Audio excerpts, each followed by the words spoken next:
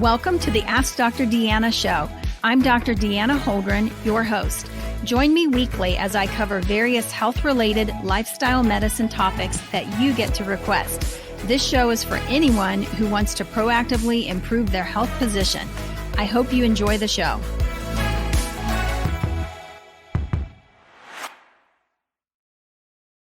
Well, good evening, everybody, and thanks so much for joining us on the Ask Dr. Deanna podcast. I'm super excited today to have a very special guest with me. I have Dr. Dwight Bryan with me, who has had an amazing weight loss journey. But first, before we get into his story for weight loss, I want to talk or share with you a little bit about our journey together. I actually met Dwight when I was probably a medical student and then worked with him, had the pleasure of working with him as an intern and as a resident. And so he was one of my first mentors and really taught me a lot in medicine. As it turns out, our paths went separate ways as we, continued on our medical journeys. And then we kind of found ourselves coming back together just with looking at functional medicine as he pursued that or pursued learning more about that path and having such a dramatic impact in his life. He has been a board certified physician for 38 years. He has really dedicated his life to helping, to coaching, to mentoring people to basically live their best life. So he's a great friend. He's an incredible colleague as well. And it is my absolute pleasure to welcome you, Dwight, to the show today. Thank you so much, Deanna. You're welcome. So first question, Dwight, you had an absolutely amazing testimony. When I worked with you during residency, you were working so hard. You saw a tremendous number of patients. You did an incredible job, but you sacrificed your own health during that time. And I watched that up close and personal. And then something happened and you just had an amazing transformation. So tell us about your weight loss journey. Tell us your story. What happened to make you want to change? What was the thing that was the catalyst for you? Thanks again, Deanna, for having me on the show. It's really an honor, and it's kind of hard to not be emotional being on the show with you. You and your family mean so much to me.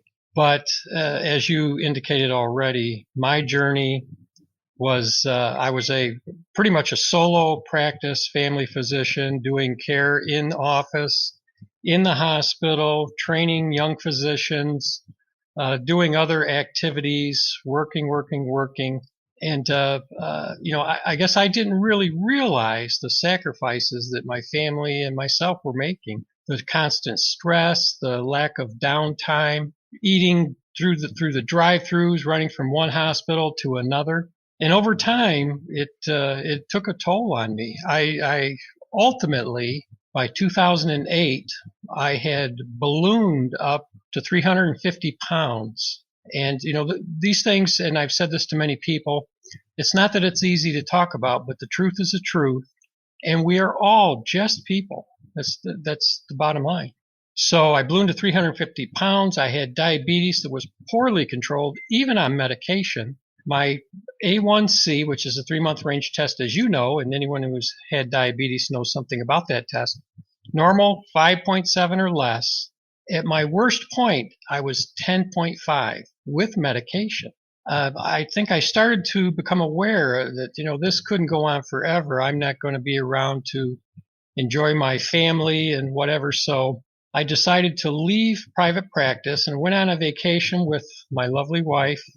And we were driving out west, and unfortunately, while we were driving, I ended up with bilateral massive pulmonary emboli in Bullhead City, Arizona. And there was a small 40-bed hospital there with 2 physicians. And as I've said to many people, by the grace of God and good luck, for me, I survived. I survived that. But I knew I had to make a change. So when I went back to work, I didn't work as intensely as I had done before. And I started doing a lot of study on health and wellness and what can we do individually to change our lives. And I did a lot of personal study, looked up a lot of information, but I also studied at some institutions that already were focusing on these issues, such as Cleveland Clinic Wellness Institute, Mike Roizen, very well-known individual, just an awesome person. And I learned so much from them. And then I also did some studying at the Benson Henry Mind Body Medicine Institute that's affiliated with Harvard University. And same story, I learned so much excellent information. And the third place that I did some study ultimately was the Center for Mind Body Medicine. It's based in Washington, D.C. It was founded by James Gordon, MD, a psychiatrist who trained at Harvard, and he's still the director of that organization. And they do an amazing thing. He trains lay people and other healthcare providers to be able to go with him to trauma centers all around the world, be it war, hurricanes, you name it, and help people recover from these traumatic events.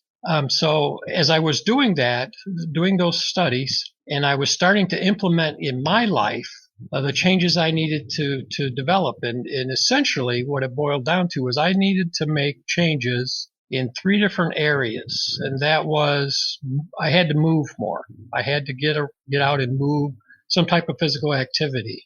And then the nutrition that I was putting in my body, I was a physician, so I knew it was important, but I don't think I really had that put in my head that each day I need to maximize the nutrition that goes into my body.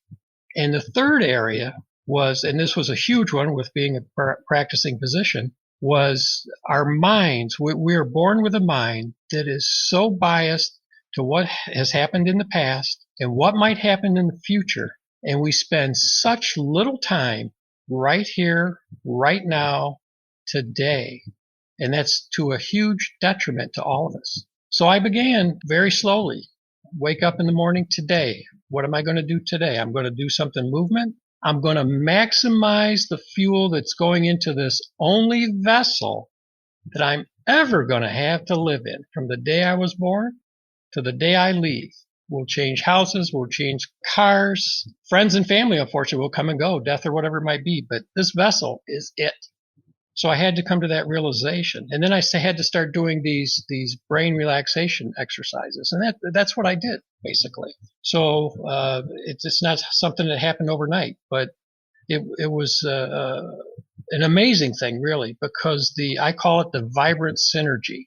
When you do activity in movement, or you do activity with the nutrients that you're taking into your body, or you're doing those brain exercises, any of those 3 areas, you are having an impact on 5 or 6 different areas that are huge with regard to our health and well-being.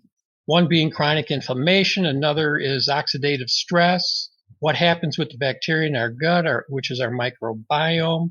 Even the telomeres of our DNA can be affected by those things.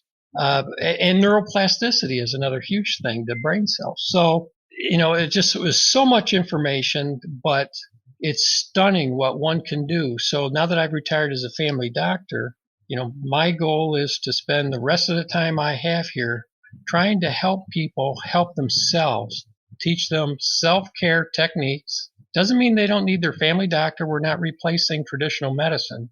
We're trying to augment their life and help them learn to appreciate every single day. So I know that's a long-winded answer, but I get kind of worked up about it because it means a lot to me. Well, thank you for that, Dwight. You are so passionate about this, and I know how much it means to you because, all in all, I know that you have lost over 150 pounds by doing the things that you just mentioned. It didn't come off overnight. It's been a journey, but Yes. It's been a journey for you back to health. It's been a restoration, and it has a restoration and a rejuvenation for that matter, because it's a fascinating thing when you love what you do and you become very, very passionate about it, which clearly you are very passionate about this. So if you could share one thing with someone who is struggling with morbid obesity, so someone who's got more than 5 pounds or 10 pounds to lose, they really have a lot of weight. They don't really know how they ended up here. It just was a gradual thing over time. And they want to reverse that. If there was one tip that you could share, what would that one tip be? That is an excellent question. Excellent question. And here's what I would say. My view is we are all on a journey. We all have our own personal journey. No 2 journeys are alike.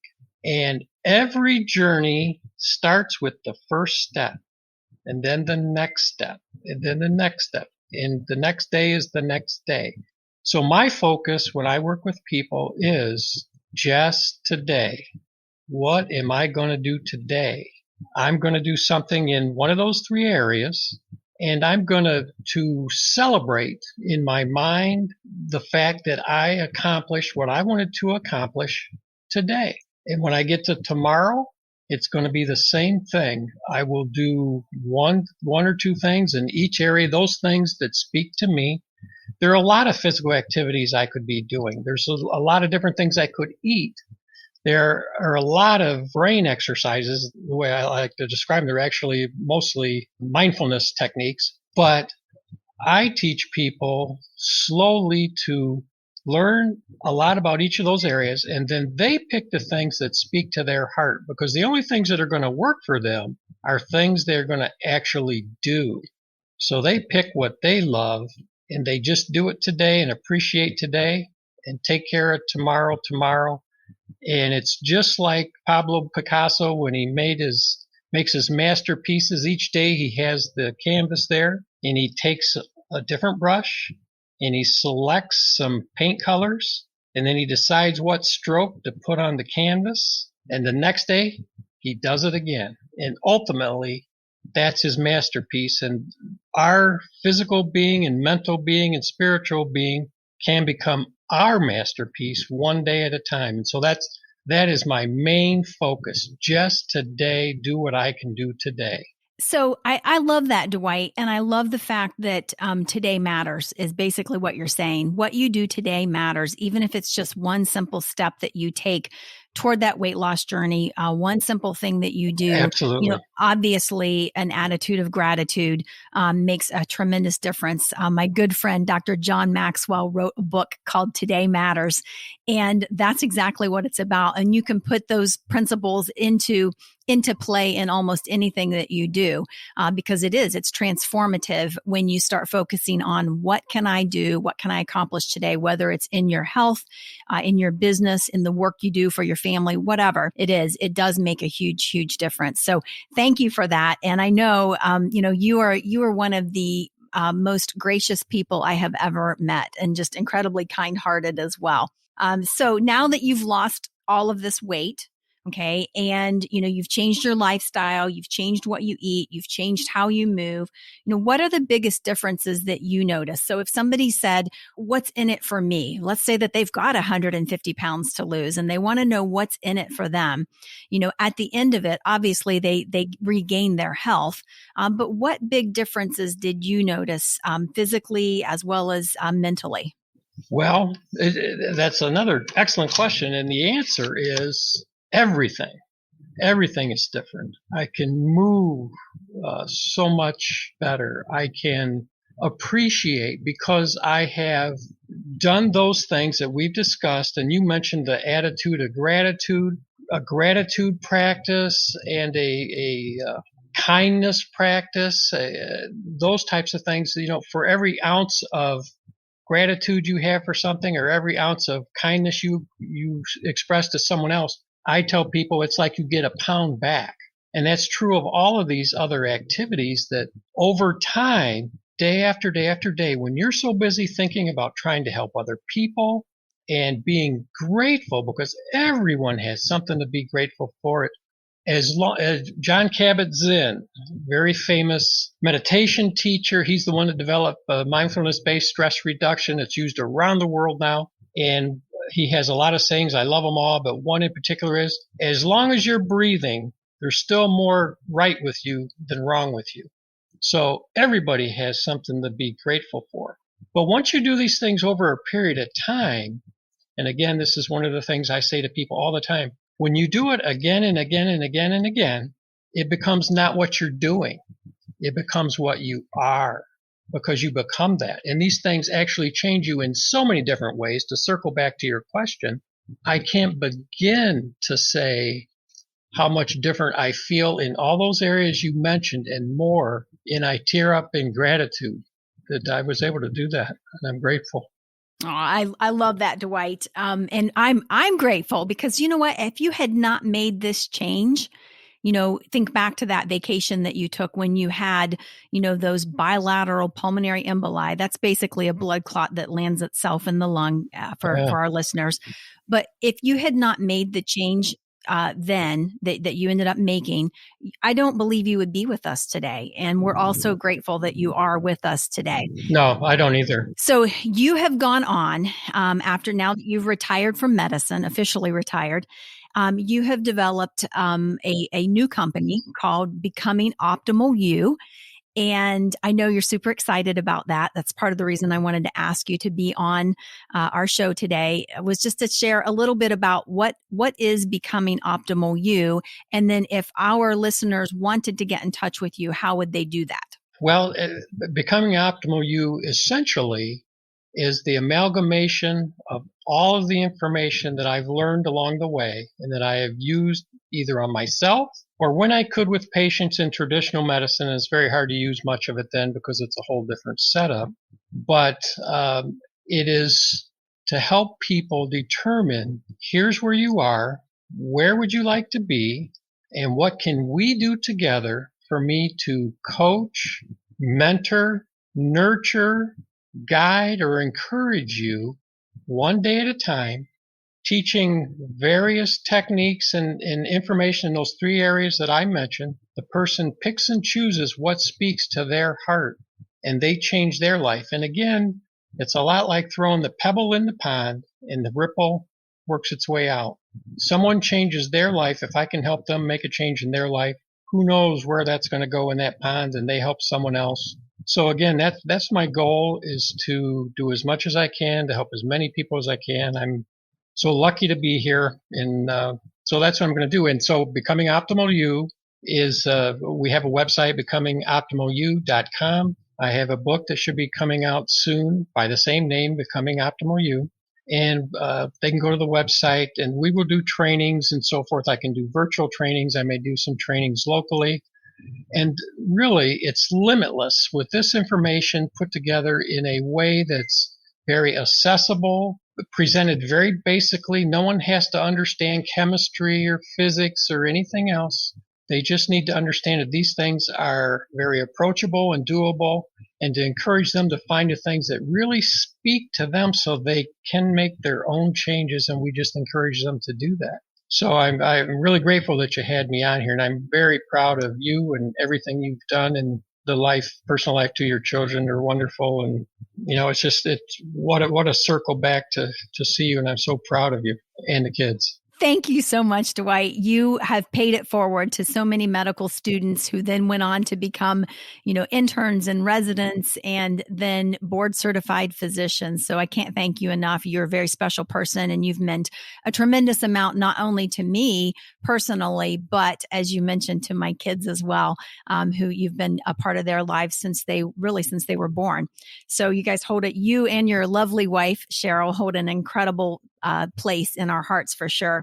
So thank you so much for joining. I am really, really excited about this information, Dwight, and I think that it's really going to help a lot of our viewers. And I think it just gives hope, hope for what they can accomplish, and just taking one day at a time. And, if you mess up, just get back on the wagon and start over with the very next meal, with the very next activity, with the very next mindset. And eventually you will land where you want to be. So thanks so much for joining us, Dwight. We really, really appreciate it, and have a great day. Thank you so much. I really appreciate it, Deanna. You have a great day. I hope that you'll join next week as I break down intermittent fasting. I'm going to talk about the various stages, what happens when you're fasting, how to get started, what the goal should be, and how you can use intermittent fasting as a tool to help you move toward your health goals. Thanks so much for joining me. I hope you enjoyed that episode. For more information, visit me at deannaholdren.com. Find me on Facebook, Instagram, and Twitter at Dr. Deanna Holdren.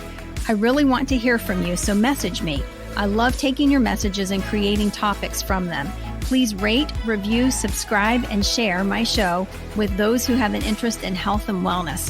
Thank you for tuning in, and see you next week.